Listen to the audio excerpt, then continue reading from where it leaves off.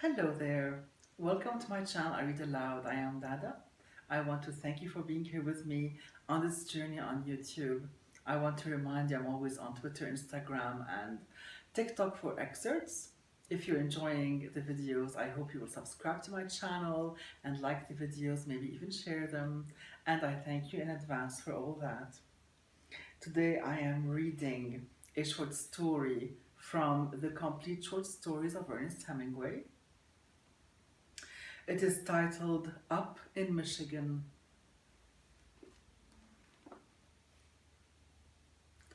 Jim Gilmore came to Horton's Bay from Canada. He bought the blacksmith shop from Old Man Horton. Jim was short and dark, with big mustaches and big hands. He was a good horse shoer and did not look much like a blacksmith, even with his leather apron on. He lived upstairs above the blacksmith shop and took his meals at DJ Smith's. Liz Coates worked for Smith's. Mrs. Smith, who was a very large, clean woman, said Liz Coates was the neatest girl she'd ever seen. Liz had good legs and always wore clean gingham aprons, and Jim noticed that her hair was always neat behind.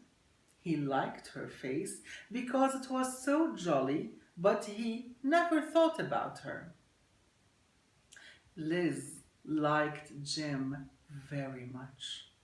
She liked it the way he walked over from the shop and often went to the kitchen door to watch for him to start down the road. She liked it about his mustache. She liked it about how white his teeth were when he smiled. She liked it very much that he didn't look like a blacksmith. She liked it how much DJ Smith and Mrs. Smith liked Jim. One day, she found that she liked it the way the hair was black on his arms and how white they were above the tanned line when he washed up in the wash basin outside the house. Liking that made her feel funny. Horton's Bay, the town, was only 5 houses on the main road between Boyne City and Charlevoix. There was the general store and post office with a high false front and maybe a wagon hitched out in front. Smith's house, Stroud's house, Dilworth's house, Horton's house, and Van Hoosen's house. The houses were in a big grove of elm trees and the road was very sandy. There was farming country and timber each way up the road. Up the road a ways was the Methodist church, and down the road the other direction was the township school. The blacksmith shop was painted red and faced the school. A steep sandy road ran down the hill to the bay through the timber. From Smith's back door, you could look out across the woods that ran down to the lake and across the bay. It was very beautiful in the spring and summer, the bay blue and bright, and usually whitecaps on the lake out beyond the point from the breeze, blowing from Charlevoix and Lake Michigan. From Smith's back door, Liz could see ore barges way out in the lake going toward Boyne City. When she looked at them, they didn't seem to be moving at all, but if she went in and dried some more dishes and then came out again, they would be out of sight beyond the point. All the time now, Liz was thinking about Jim Gilmore. He didn't seem to notice her much. He talked about the shop to DJ Smith and about the Republican Party and about James G. Blaine. In the evenings, he read the Toledo Blade and the Grand Rapids paper by the lamp in the front room, or went out spearing fish in the bay with a jacklight with DJ Smith. In the fall, he and Smith and Charlie Weeman took a wagon and tent, grub, axes, their rifles, and two dogs, and went on a trip to the Pine Plains beyond Vanderbilt deer hunting. Liz and Mrs. Smith were cooking for 4 days for them before they started. Liz wanted to make something special for Jim to take, but she didn't finally because she was afraid to ask Mrs. Smith for the eggs and flour and afraid if she bought them, Mrs. Smith would catch her cooking. It would have been all right with Mrs. Smith, but Liz was afraid. All the time Jim was gone on the deer hunting trip, Liz thought about him. It was awful while he was gone. She couldn't sleep well from thinking about him, but she discovered it was fun to think about him too. If she let herself go, it was better. The night before they were to come back, she didn't sleep at all.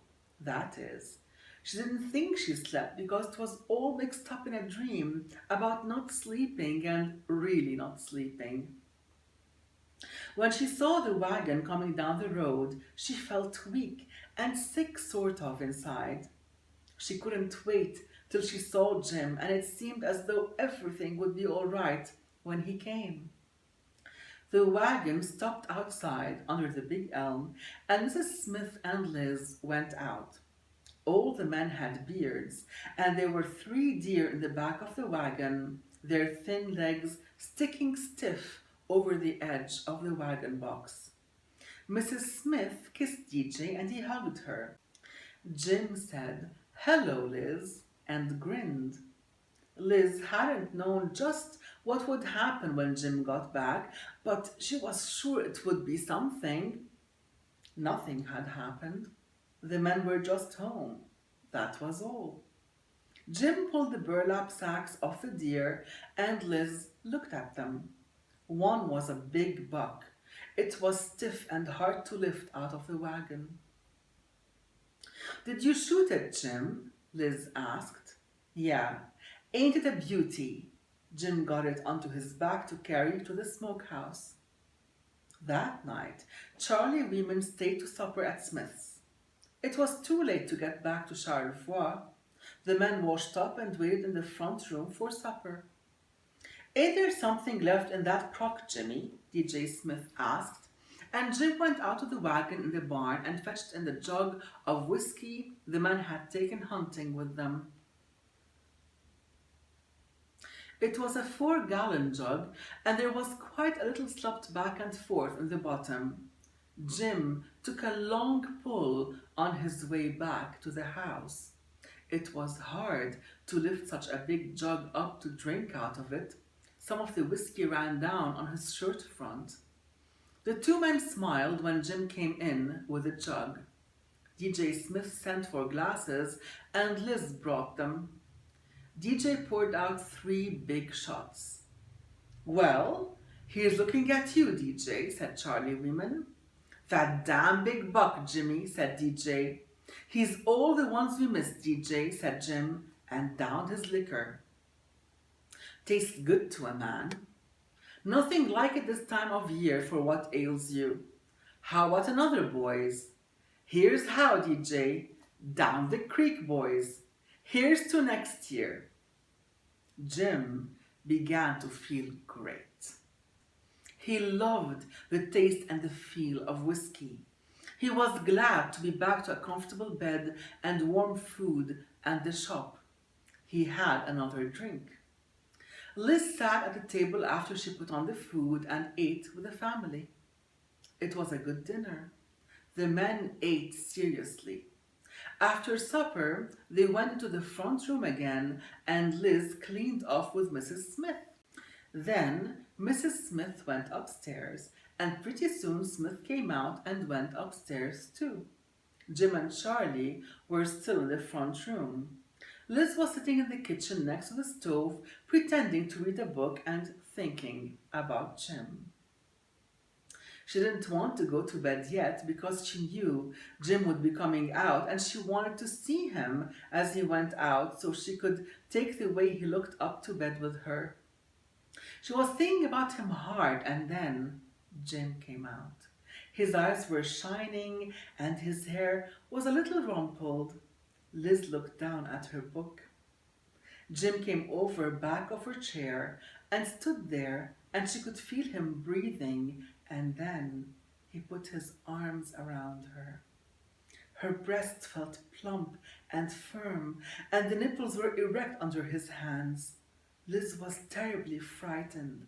No one had ever touched her, but she thought, "He's come to me finally. He's really come." She held herself stiff because she was so frightened and did not know anything else to do, and then Jim held her tight against the chair and kissed her. It was such a sharp, aching, hurting feeling that she thought she couldn't stand it.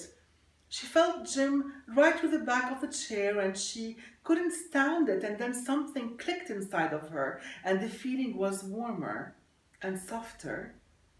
Jim held her tight hard against the chair and she wanted it now, and Jim whispered, "Come on for a walk." Liz took her coat off the peg on the kitchen wall and they went out the door. Jim had his arm around her, and every little way they stopped and pressed against each other, and Jim kissed her. There was no moon, and they walked ankle deep in the sandy road through the trees down to the dock and the warehouse on the bay. The water was lapping in the piles, and the point was dark across the bay. It was cold, but Liz was hot all over from being with Jim. They sat down in the shelter of the warehouse, and Jim pulled Liz close to him. She was frightened. One of Jim's hands went inside her dress and stroked over her breast, and the other hand was in her lap. She was very frightened and didn't know how he was going to go about things, but she snuggled close to him. Then the hand that felt so big in her lap went away and was on her leg and started to move up it. "Don't, Jim," Liz said. Jim slid the hand further up. "You mustn't, Jim, you mustn't." Neither Jim nor Jim's big hand paid any attention to her. The boards were hard. Jim had her dress up and was trying to do something to her. She was frightened, but she wanted it. She had to have it, but it frightened her. "You mustn't do it, Jim. You mustn't." "I got to. I'm going to. You know we got to." "No, we haven't, Jim. We ain't got to. Oh, it isn't right. Oh, it's so big and it hurts so. You can't. Oh, Jim, Jim. Oh." The hemlock planks of the dock were hard and splintery and cold, and Jim was heavy on her, and he had hurt her. Liz pushed him. She was so uncomfortable and cramped. Jim was asleep. He wouldn't move. She worked out from under him and sat up and straightened her skirt and coat and tried to do something with her hair. Jim was sleeping with his mouth a little open. Liz leaned over and kissed him on the cheek. He was still asleep. She lifted his head a little and shook it. He rolled his head over and swallowed. Liz started to cry. She walked over to the edge of the dock and looked down to the water. There was a mist coming up from the bay. She was cold and miserable, and everything felt gone. She walked back to where Jim was lying and shook him once more to make sure. She was crying. "Jim," she said. "Jim, please, Jim." Jim stirred and curled a little tighter. Liz took off her coat and leaned over and covered him with it. She tucked it around him neatly and carefully. Then she walked across the dock and up the steep, sandy road to go to bed. A cold mist was coming up through the woods from the bay.